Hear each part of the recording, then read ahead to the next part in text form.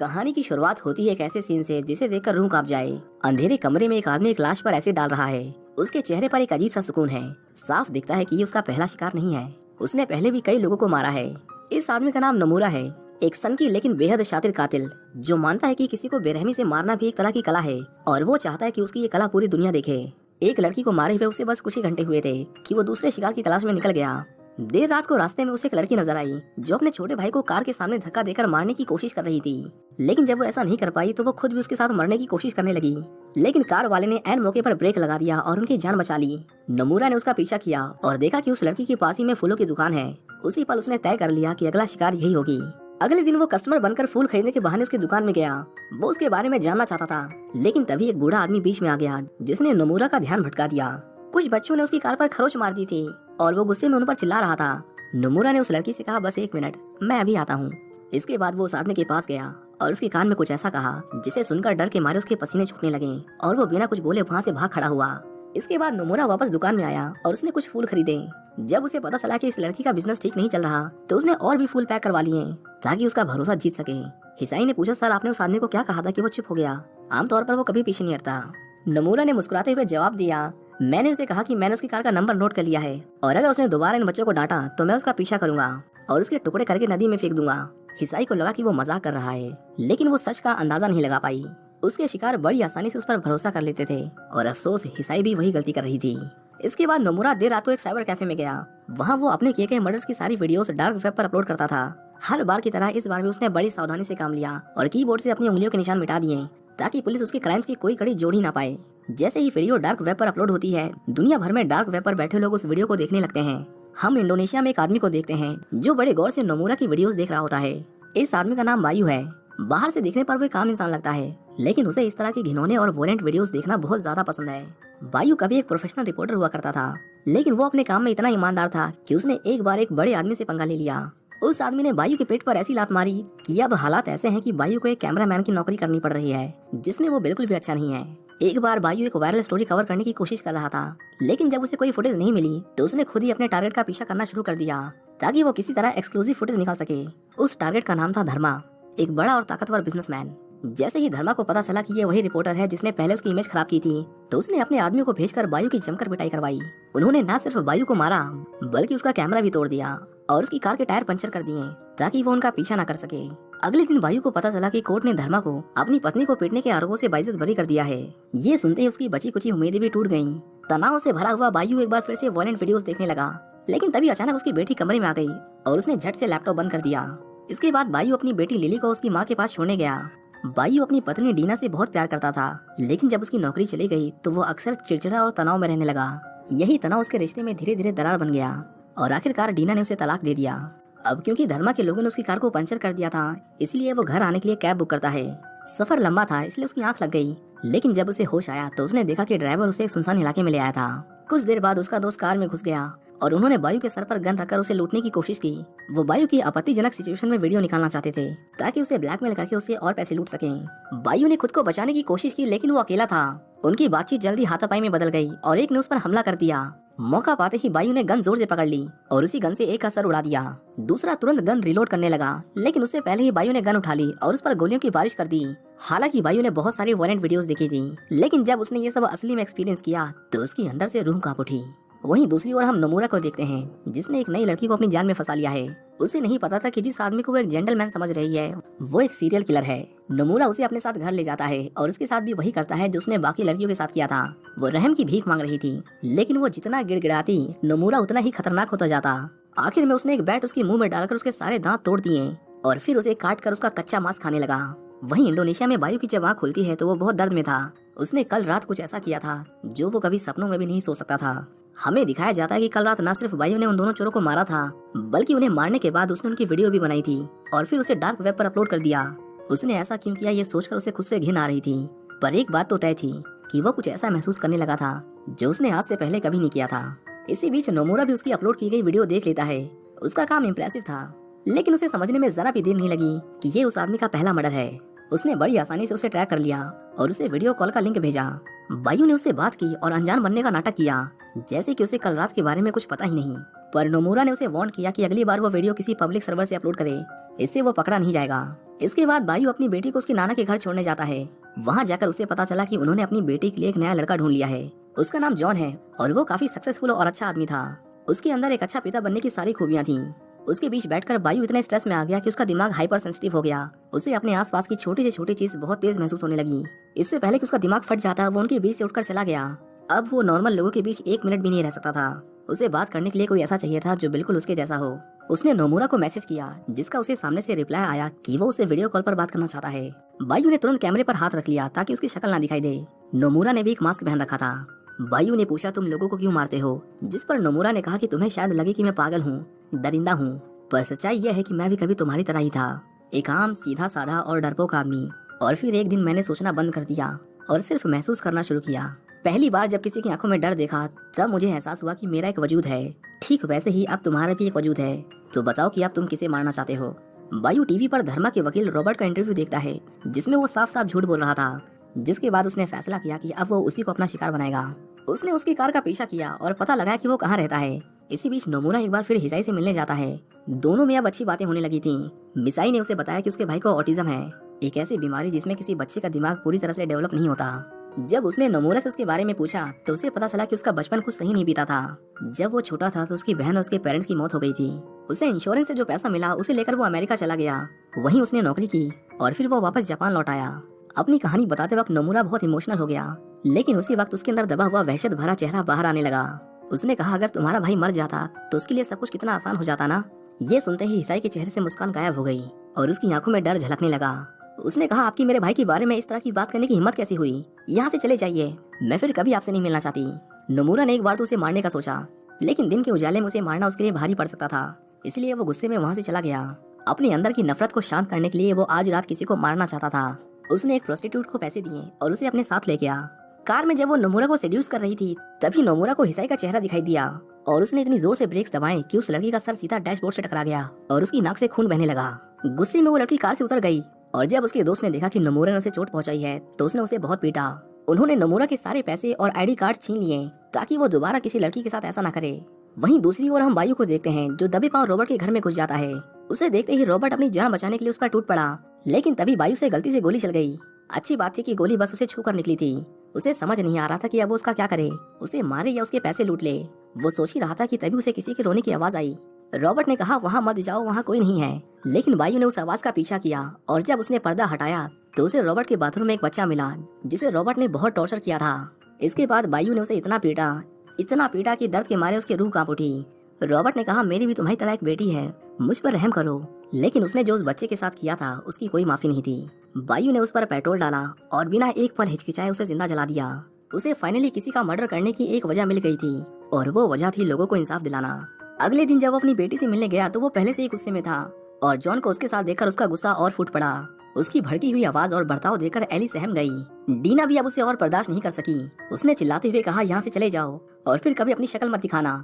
वहीं जापान में नोमुरा हिसाई के भाई से मिलता है जो अकेला बैठा फूट फूट कर रो रहा था। पूछने पर उसे पता चला कि स्कूल में बच्चे उसे परेशान करते हैं और आज तो उन्होंने उसे पीटा भी। नोमुरा उसे समझाता है कि ये दुनिया कमजोर लोगों के लिए नहीं है, तुम्हें उनसे लड़ना होगा। उसने उसे एक टेजर दिया और कहा, अगर अगली बार कोई तुम्हें तंग करे तो इसका इस्तेमाल करना। जल्द ही बायू रॉबर्ट की वीडियो डार्क वेब पर अपलोड कर देता है और जब नोमुरा ने वो वीडियो देखा तो उसे यकीन ही नहीं हुआ कि ये आदमी अपने पहले मर्डर के बाद ही इतना बेरहम हो गया। बायू ने उसे कॉल किया, वो जानना चाहता था कि ये सब कैसे करते हैं। नोमुरा उसे समझाता है कि पहली बार हमेशा आसान होता है, लेकिन अब तुम्हें परेशानी होगी। पकड़े जाने का डर तुम्हें चैन से सोने नहीं देगा, पर घबराना मत, वो हमें कभी नहीं पकड़ पाएंगे। अब तुम उसे ढूंढो जिसे मारकर तुम्हें सबसे ज्यादा खुशी मिलेगी। बायू जानता था कि वो किससे सबसे ज्यादा नफरत करता है। वो धर्मा की कार का पीछा करते हुए उसके होटल में जाता है, लेकिन वो जैसे ही कमरे में घुसा उसने पाया कि वो गलत आदमी का पीछा कर रहा था। ये धर्मा का बेटा था और अब बायू उलझन में है कि उसके साथ क्या किया जाए। लड़का घबराते हुए बोला, मैं अपने बाप जैसा नहीं हूँ, प्लीज मुझे जाने दो, मैं किसी को कुछ नहीं कहूँगा। उससे बात करते वक्त उसे याद आया कि उसकी आवाज तो कहीं सुनी सुनी लग रही है। उसी पल बायू भी समझ गया कि उसने उसे पहचान लिया है और बिना देर किए उसने धर्मा के बेटे को गोली मार दी। वहीं दूसरी ओर हम नोमुरा को देखते हैं जो एक लड़की का पीछा कर रहा था। इसी बीच उसकी नजर उस आदमी पर पड़ी जिसने उसे पीटा था। उसे देखते ही उसकी आंखों में खून उतर आया और उसने उसका क्लब के अंदर तक पीछा किया। जैसे ही वो आदमी बाथरूम में गया, नोमुरा उसके साथ साथ अंदर आया। उसने धीमी आवाज में कहा, पहचाना मुझे? वो कुछ समझ पाता उससे पहले ही नोमुरा ने उस पर चाकू से हमला कर दिया। आमतौर पर वो सिर्फ लड़कियों को मारा करता था, लेकिन पहली बार किसी आदमी को मारकर उसका दिमाग खराब हो गया उसकी शक्ल पर ही दिख रहा था कि उसे मजा नहीं आया। वो जैसे ही बाहर जाने लगा उसे वो लड़की दिखाई दी जो उस रात बचकर भाग गई थी। नोमुरा उसे पकड़कर बाहर ले आया और उसे मार मार कर बेहोश कर दिया। उसकी बॉडी को डिक्की में डालते वक्त कुछ पुलिस वाले उसके पास आते हैं और उसे बताते हैं कि सर आपकी कार नो पार्किंग जोन में खड़ी है। उनमें से एक को उस पर शक हुआ, इसलिए उसने नोमुरा को उसका लाइसेंस दिखाने को कहा। उन्हें वो काफी पढ़ा लिखा और अमीर लगा, इसलिए उसके सीनियर ने कहा उसे जाने दो। इसी बीच वो लड़की कार से बाहर आ जाती है, लेकिन नोमुरा ने पुलिस वालों के पलटने से पहले ही उसे दोबारा स्टैब करके लॉक कर दिया। वहीं दूसरी ओर धर्मा के बेटे को मारने के बाद बायू वहाँ से निकलने का रास्ता ढूंढ रहा था। जल्द ही गार्ड्स दरवाजा तोड़कर अंदर आ गए और इंडोनेशिया के सबसे पावरफुल आदमी के बेटे की लाश देखकर उन्होंने तुरंत मैन हंट चालू कर दिया। बायू एक अलमारी में छिपा हुआ था, लेकिन जैसे ही गार्ड्स को उस पर शक हुआ वो तुरंत बाहर की ओर भागने लगा। वहाँ एक नहीं, दो नहीं, बल्कि सैकड़ों गार्ड्स ने उसे देख लिया था। उन्हें देखकर उसकी सांसें तेज होने लगी और उसे एड्रेनलिन का इतना तेज डोज मिला कि वो भीड़ को चीरते हुए ऐसा भागा कि कोई उसे पकड़ नहीं पाया। गार्ड ने उसका बेसमेंट तक पीछा किया, लेकिन किसी तरह उनसे अपनी जान बचाते हुए बायू ने मेन गेट बंद कर दिया। उन्होंने उसका मास्क नोच डाला, लेकिन खुशकिस्मती से उसका मुंह उल्टी डायरेक्शन में था, इसलिए किसी ने उसका चेहरा नहीं देखा। इस पूरी सिचुएशन से एक बात साफ थी कि जब बात इंसान की जान पर बनाती है तो वो किसी भी सिचुएशन से यूं निकल सकता है। वहीं दूसरी ओर नोमुरा उस लड़की को मारने की तैयारियां कर रहा था। इस बार वो कुछ स्पेशल करने वाला है। उधर बायू पूरी रात भागकर इतना थक गया था कि अगली सुबह जब उसे होश आया तो उसका पूरा शरीर दर्द से मानो टूट रहा था। ठीक उसी वक्त नोमुरा उसे वीडियो कॉल करता है। बायू कल रात के एक्सपीरियंस से पहले से ही डरा हुआ था और जब उसने देखा कि नोमुरा उस लड़की को उसकी आंखों के सामने मारने वाला है तो उससे ये सहन नहीं हुआ और उसने चिल्लाकर नोमुरा को रोकने की कोशिश की। वो जानना चाहता था कि उसकी वजह क्या है, वो लोगों को क्यों मारता है, लेकिन नोमुरा ने जवाब दिया कि वो ये सब उसे सिखाने के लिए कर रहा है। बायू समझ गया कि ये आदमी साइको है और उसके सारे विक्टिम्स बेगुनाह लोग थे। वो उस लड़की की जान के लिए गिड़गिड़ाने लगा, लेकिन सिर्फ इतना उसका मन बदलने के लिए काफी नहीं था। नोमुरा कुल्हाड़ी से उस लड़की के सर के 2 टुकड़े करने ही वाला था कि तभी कोई बेल बजाता है। हम देखने कि दरवाजे पर मिसाई खड़ी है जो उससे अपने भाई के बारे में बात करना चाहती है। नोमुरा ने दरवाजा खोला और अंदर आते ही मिसाई उस पर भड़क उठी। उसने कहा, तुम्हारे कहने पर मेरे भाई ने अपने क्लासमेट पर अटैक किया, उसे स्कूल से निकाले जाने के बारे में बातें हो रही हैं। तुम एक बच्चे को ये सब कैसे सिखा सकते हो? नोमुरा ने कहा, वो बिल्कुल मेरी तरह है, वो भी अपनी बहन से प्यार करता है जैसे मैं करता था, लेकिन वो कमजोर है। मैंने देखा था उस रात कैसे तुमने उसे सड़क पर छोड़ दिया ताकि एक गाड़ी उसे कुचल कर चली जाए। तुम उसे मारना चाहती हो और वो मुझे तुम्हारी आंखों में साफ साफ दिखाई देता है। मिसाई ने उसे कहा कि तुम पूरा सच नहीं जानते, उस रात मैं भी उसके साथ मरना चाहती थी, लेकिन मैं ऐसा नहीं कर पाई और मैं अपने भाई से बहुत प्यार करती हूँ। अपनी जिंदगी आसान करने के लिए उसे मारने के बारे में सोच भी नहीं सकती। नोमुरा समझ गई कि आदमी साइको है। उसने कहा, आज के बाद मेरे भाई से दूर रहना। वहीं दूसरी ओर उस लड़की को होश आ जाता है। बायू जो अभी भी कॉल पर था उसे कहता है कि चिल्लाओ, जितनी जोर से चिल्ला सकती हो। जल्दी उसकी चीख हिसाई ने सुन ली। नोमुरा उसे चुप कराने के लिए जाने ही वाला था, पर तभी उसे एहसास हुआ कि अब बहुत देर हो चुकी है, उसे उन दोनों को मारना होगा। उसने हिसाई का गला दबाने की कोशिश की, लेकिन हिसाई ने उसी की टेजर गन से उसे जोर का झटका दे दिया और उस लड़की की आवाज का पीछा किया। आखिर में वो टॉर्चर रूम को ढूंढ लेती है। बायू ने उन्हें कहा, यहाँ से भाग जाओ इससे पहले कि वो वापस आ जाए। वहाँ से निकलते ही वो एक दूसरे कमरे में आती हैं और वहाँ जो उन्होंने देखा वो सच में बहुत डरावना था। अंदर एक लाश थी जो पूरी तरह सड़ चुकी थी। अचानक नोमुरा ने उन पर हमला कर दिया, लेकिन मिसाई ने बड़ी तेजी से उसके सर पर फ्लावर पॉट दे मारा, जिससे वो कुछ देर के लिए दर्द से सुन्न पड़ गया। दोनों किसी तरह बाहर आई, लेकिन जैसे ही मिसाई ने कार स्टार्ट की, नोमुरा फिर से उन पर अटैक कर देता है। वो दूसरी वाली लड़की रेंगते हुए भागने की कोशिश करती है, लेकिन अफसोस नोमुरा उसे पकड़ लेता है। इसके बाद खून से सना हुआ नोमुरा बायू के पास आता है और उसे बताता है कि उन दोनों ने सच में बहुत अच्छी कोशिश की, लेकिन शिकार चाहे जितना भी तेज दौड़े, शिकारी से कभी नहीं बच सकता। बायू ने तुरंत लैपटॉप बंद कर दिया और सोने चला गया। जब उसे होश आया तो उसने देखा कि उसकी बेटी उसके घर में थी। डीना उसे आखिरी बार गुड बाय कहने आई थी। बायू को एहसास हो गया था कि उसने कितना गलत किया। वो उससे माफी मांगता है और उनसे वादा करता है कि वो सब कुछ ठीक कर देगा। डीना उसे बहुत समझाने की कोशिश करती है, लेकिन आखिर में उसने कॉम्प्रोमाइज कर लिया और फैसला किया कि वो इस रिश्ते को एक और मौका देगी। वहीं दूसरी ओर नोमुरा अपनी बहन की लाश को आखिरी बार गुड बाय कहता है। एक नई शुरुआत के लिए उसका पुरानी चीजों को दफन करना जरूरी हो गया था, इसलिए उसने अपनी बहन की सालों पुरानी लाश को आग लगा दी। हम देखते हैं कि बायू अपनी बेटी को स्कूल छोड़ने जाता है। जब डीना उसके घर की सफाई कर रही थी तभी उसे तकिए के नीचे गन मिलती है। उसकी आवाज से बायू समझ जाता है कि उसे कुछ तो मिला है, इसलिए वो तुरंत घर जाता है। वापस आकर उसने डीना को आवाज लगाई, लेकिन उसका कोई जवाब नहीं आया। उसे सामने एक कैमरा दिखाई दिया, पर वो उसका नहीं था। बायू ने जब उसमें रिकॉर्ड की हुई वीडियो प्ले की तो पाया कि कोई उसमें डीना को टॉर्चर कर रहा था। बड़ी हिम्मत करके उसने बेडरूम का दरवाजा खोला, लेकिन अंदर जो उसने देखा उसे देखकर उसकी पूरी दुनिया, मतलब उस बेचारे की पूरी दुनिया सच में एकदम बर्बाद हो गई। हम देखते हैं कि नोमुरा ने उसकी वाइफ का रेप करके उसकी पूरी बॉडी को चाकू से गोद दिया था। बायू उसकी लाश के पास बैठकर खून के आंसू रोता है। इतनी बेरहमी देखकर उसका दिल एकदम थम गया। हालांकि नोमुरा उसे मारने के बाद भागा नहीं था, वो नीचे खड़ा उसका इंतजार करता है। बायू उसे मारने जा ही रहा था कि तभी एक कार उसे उड़ा देती है और उसमें बैठे लोग उसे उठाकर अपने साथ ले जाते हैं। नोमुरा को समझ नहीं आया कि ये अभी क्या हुआ। वो उसकी कार का पीछा करता है। पता चला कि ये लोग धर्मा के आदमी थे। उसने कहा, तुझे क्या लगा, तू मास्क पहनकर मेरे बेटे को मारेगा और कभी पकड़ा नहीं जाएगा। मेरे बेटे ने तेरा क्या बिगाड़ा था? जो किया मैंने किया, तूने उस बेचारे को क्यों मारा? उसका आदमी बायु के हाथ पैर तोड़ देता है। धर्मा ने कहा, जब तेरी बेटी बड़ी हो जाएगी तो मैं इससे शादी करूंगा और अब यही मेरे वंश को आगे बढ़ाएगी। वो उसे मारने ही वाले थे कि तभी नोमुरा उसके आदमी को गोली मार देता है। उसने धर्मा को पीट पीट कर उसे अधमरा बना दिया। आखिर में वो बायु के पास आया और उसे कहा कि तुमने जो शुरू किया था उसे खत्म करो।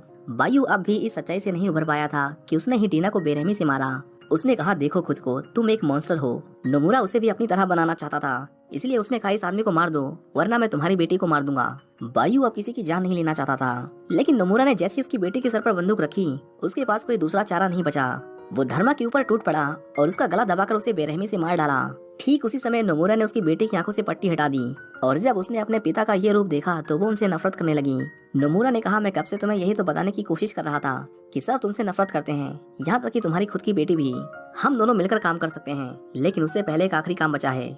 वो बायु की बेटी को मारने ही वाला था कि तभी बायु ने उसे पकड़ लिया, क्योंकि वो कोई मॉन्स्टर नहीं था। वो अब भी अपनी बेटी से प्यार करता है, भले ही वो उसे नफरत क्यों न करे। नोमुरा ने कहा, मुझे लगा कि तुम मेरे जैसे हो, लेकिन मैं गलत था। और इतना कहकर उसने बायु पर गोली चला दी। ब्रेन डेड बायु का पैर फिसल गया और वो बिल्डिंग से नीचे गिरने लगा, लेकिन जाने से पहले उसने अपनी आखिरी चाल पहले ही चल दी थी। नोमुरा ने देखा कि उसके हाथों में हथकड़ियां थीं। वो दोनों इतनी ऊंचाई से नीचे गिरे कि एक ही झटके में उनकी बॉडी की सारी हड्डियां चकनाचूर हो गईं।